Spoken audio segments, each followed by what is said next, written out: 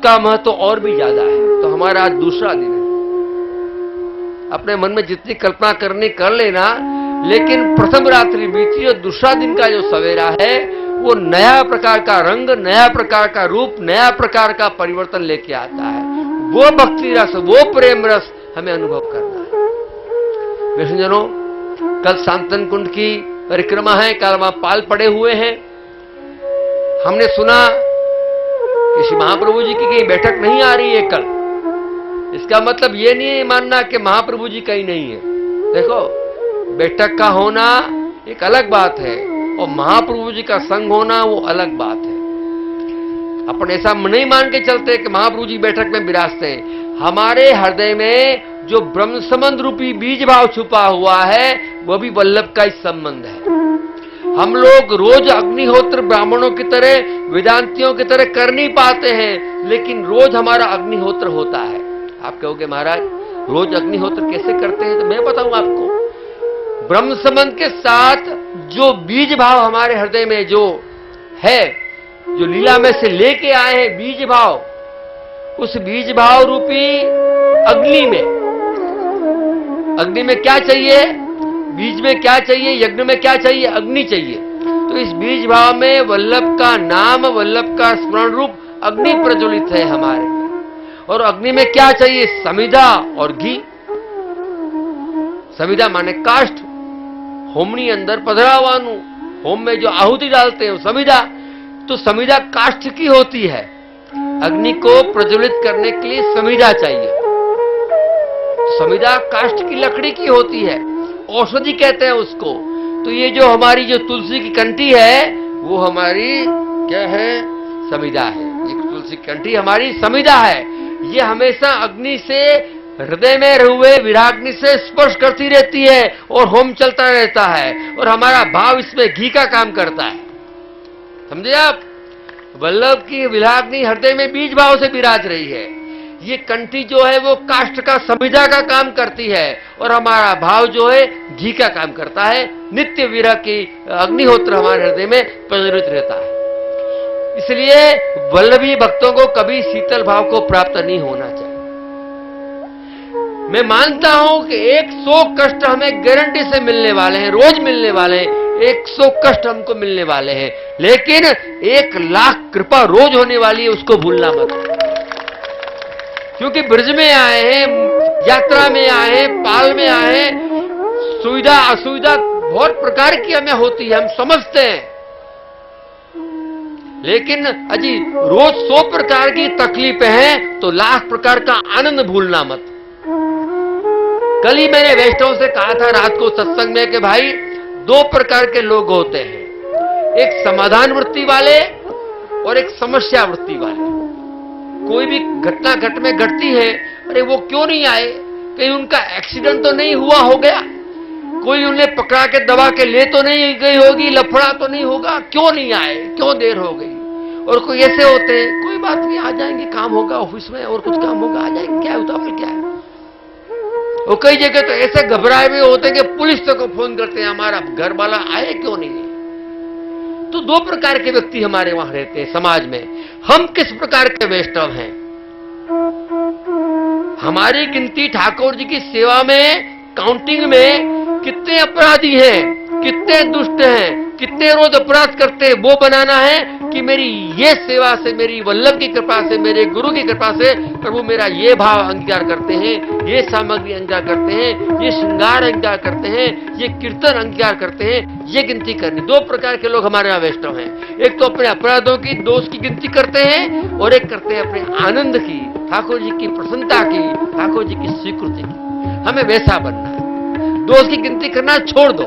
सूरदास जी से महाप्रभु जी ने कह दिया कि सूर होके गज्ञात काय को है, हो पतितन को नायक, हो पतितन को। ये तो ब्रह्म संबंध पहले की बात हो गई।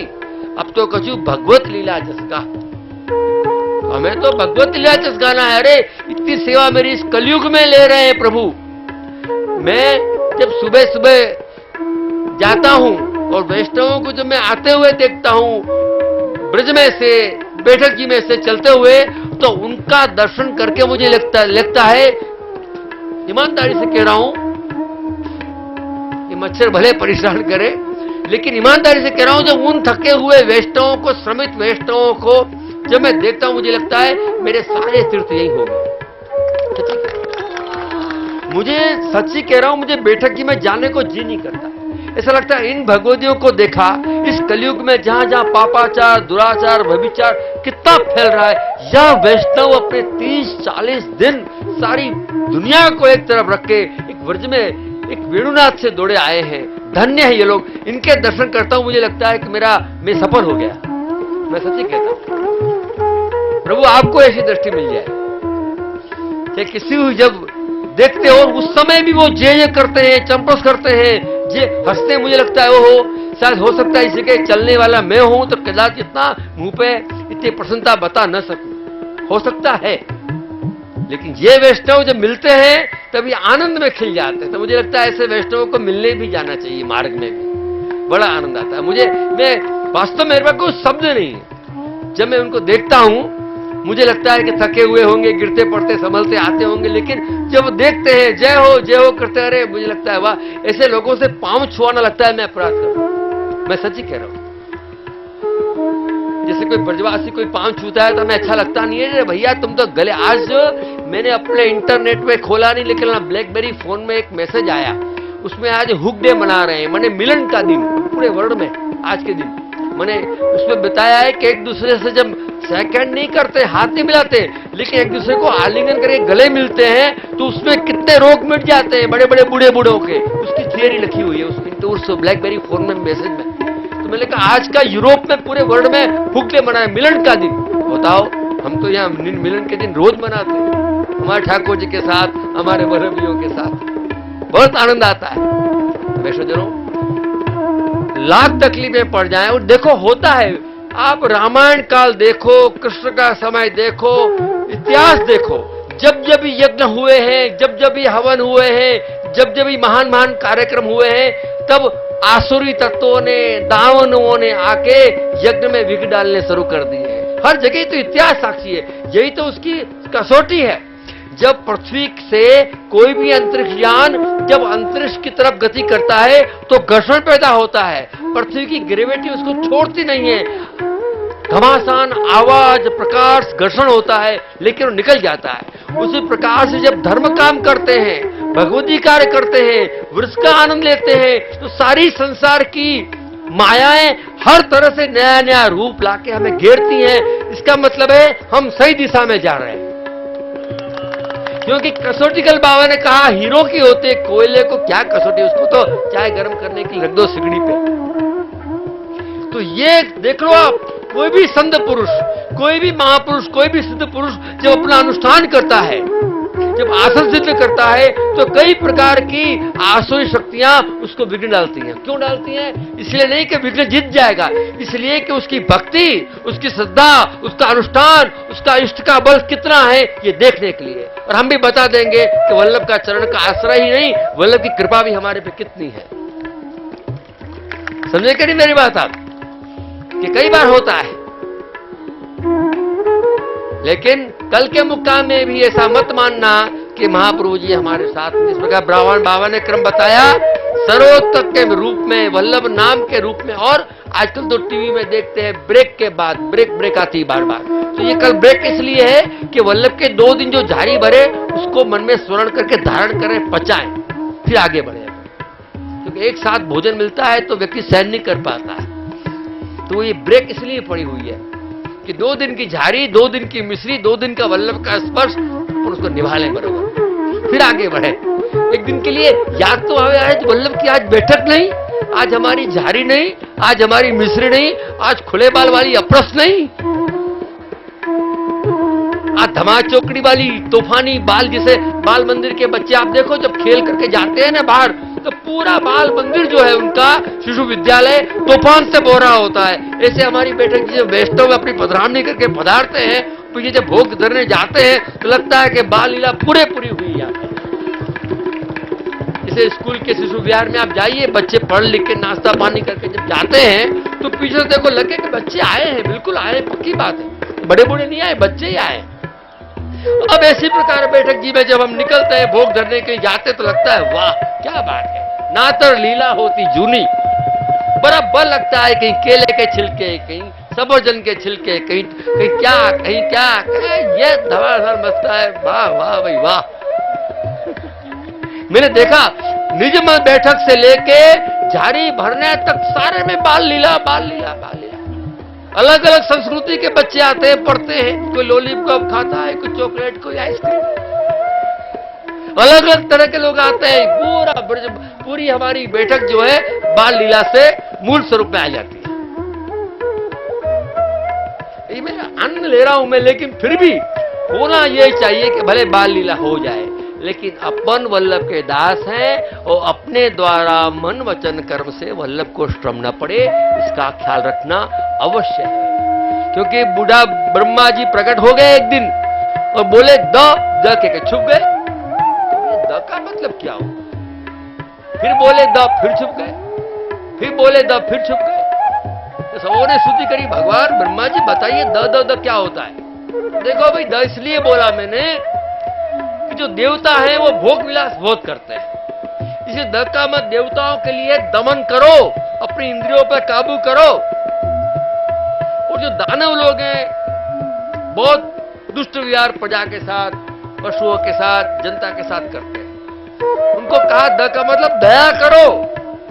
और मानव जो है बहुत कमाते हैं आजकल पैसा और अंटी में रखते हैं, देते किसी को नहीं, तो कहे दान करो। तो भी वैष्णव के लिए मुझे लगा इतना सब हो गया, वैष्णव को कैसे भूल गए? तो महाप्रभु जी ने अर्थ बताया, द का दास बनो।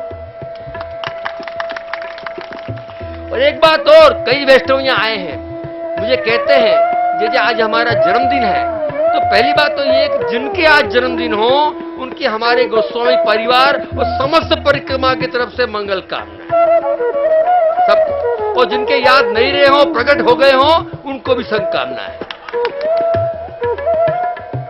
और कई ऐसे भी आए हैं जो अभी अभी इसी साल जिन्होंने शादी की है वो कपल में यात्रा करने निकले हैं, उनको भी बधाई है।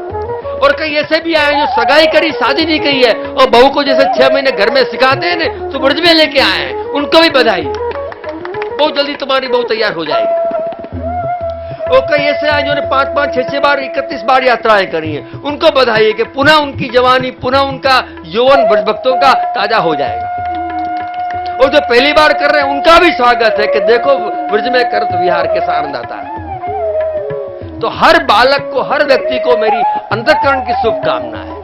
और बस आप एक बार जरूर करो कि जब परिक्रमा करके आते जाओ और लगे कि अभी कभी थके हुए हैं तो मुझे दर्शन दे देना, क्योंकि मुझे पता नहीं कौन कहाँ है। और एक बात और बताई कल मैंने आपको, बताऊं, कभी कभी वैष्णवों को अपने पाल मिलते नहीं है, कभी कभी ढूंढना पड़ता है। तो मैंने एक विचार किया कि क्यों ऐसा होता है। कभी कभी ऐसा होता है कि कोई व्यक्ति कहता है भी हमारे पाल को तुम संभालना, हम बाहर जाके आते हैं, तो कई लोगों को बुरा लग जाता है कि मैं अकेली पाल संभालूंगी, मैं अकेला पाल संभालूंगा, इसलिए मैं आया हूं क्या? होता है ऐसा। उसके लिए एक रास्ता मैंने निकाला है, मैं कह दूं काम आवे, अभी से कह दूं ना, बाद में क्या कहूं। तो इसका मतलब ये होता है, इसका मतलब यूं मत मानो कि मुझे छोड़ के चले गए। हमारा जो नंदलाल है, हमारा जो निकुंज नायक है, बड़ा चंचल है, वो अपन को अकेले में मिलने का मौका ढूंढता है। वो सारी गोपियां चले गई, तू अकेली रह गई, अब तुझसे मिलने आया है, रोती क्यों है? और जब पाल नहीं मिले तो यूं मत बोलो कि मेरा पाल का, यूं बोलो वो बंसी बजे या दूर रह के मेरे पाल में बैठ के बंसी बजा रहा है, लेकिन कहां से बजा रहा है, उसको ढूंढोगे तो पाल जल्दी मिल जाएगा।